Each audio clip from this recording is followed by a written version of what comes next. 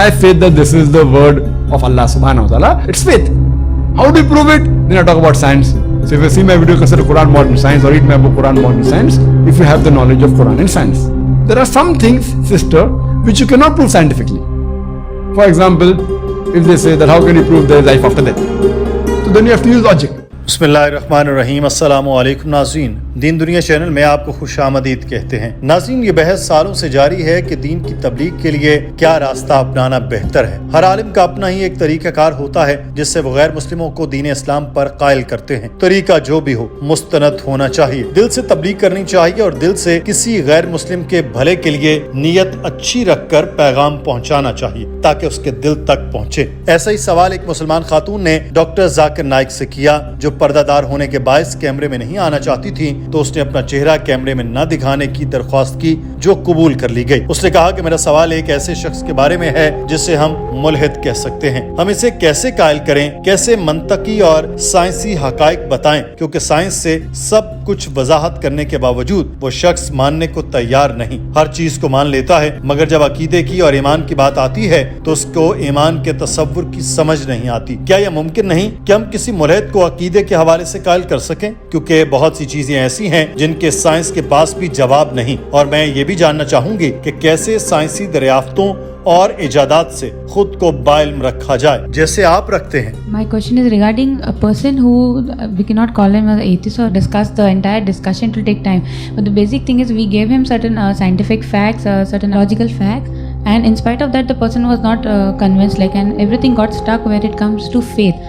So can't we really explain this concept of faith, or is it not possible for us to convince a non-Muslim regarding faith, because there are many things for which even science does not have answers. Doctor Zakir Naik ने उस लड़की के सवाल के जवाब देते हुए बताया कि साइंसी तरीके से हम किसी को अकीदे के हवाले से कायल कर सकते हैं। बात सिर्फ तकनीक की है। क्या तरीकाकार है जिससे कायल किया जाए? कुरान पाक की सूरह नहल में अल्लाह ताला फरमाता है कि अपने रब के रास्ते की तरफ दानिशमंदी और उम्दा नसीहत से बुलाओ और उनसे पसंदीदा तरीके से बहस करो। बेशक तेरा रब खूब जानता है कि कौन उसके रास्ते से भटका हुआ है और हिदायत याफ्ता को भी खूब जानता है। साइंसी हकाइक से मुतालिक हम अकीदे के बारे में बात कर सकते हैं, लेकिन आप तकनीक के बारे में क्या जानते हैं, ये एक अलग सवाल है। और इसके बारे में ये हिदायत है कि हमें उस शख्स से पूछना है जो जानता है। ये आप पर मुनहसिर है कि आपकी गुफ्तगू किसी को ईमान के बारे में कैसे रागिब करती है। डॉक्टर साहब ने कुरान पाक को हाथ में पकड़ा और कहा कि मुझे यकीन है कि यह सच्ची किताब है और अल्लाह ताला का कलाम है, इसको ईमान कहते हैं। मैं इस कुरान को साइंसी तौर पर भी सच्चा साबित कर सकता हूँ। चंद चीजें हैं जिनको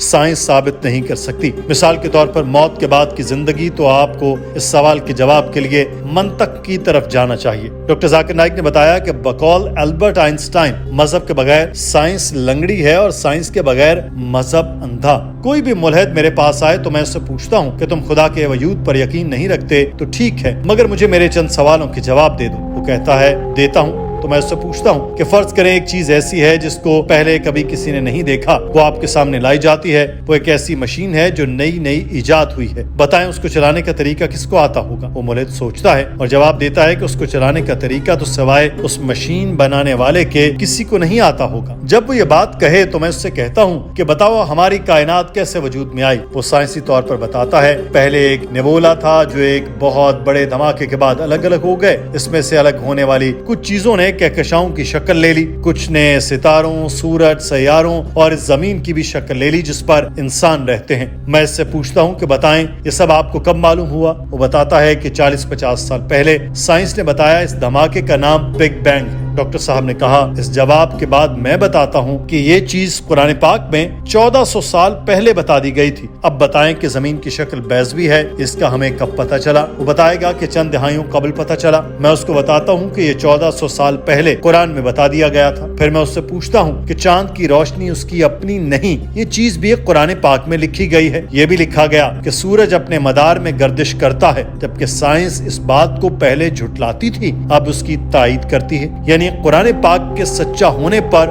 मोहर सब्त करती है। इसके बाद मैं उससे पूछता हूँ कि बताएं क्या ये सब निशानियां नहीं कि कायनात को तख्लीक करने वाला ही कायनात के राज जानता है? इसके बाद तो बेशतर मुल्हिद लाजवाब हो जाते हैं। इस मंतक पर चले तो फर्ज करें कि कुरान तकरीबन 100 चीजें कहता है और जो 100 चीजें हैं इनमें से 80 बातें 100% दुरुस्त साबित हो चुकी हैं और साइंस इनकी तायद भी कर चुका है। बाकी 20 बातें जो रह गईं वो साइंस के नजदीक ना सही हैं ना गलत, वो मुबहम है। तो मेरी मंतक और मेरी अक्ल ये कहती है कि जब 80% बातें 100% दुरुस्त हैं तो बाकी 20 बातें भी 100% ही दुरुस्त होंगी। ये कोई अंधा एतकाद नहीं बल्कि ये मंतकी दलील है। Is that suppose the Quran speaks about 100 things, for example, out of which 80% of whatever the Quran has spoken, today we have come to know that it is established scientific fact.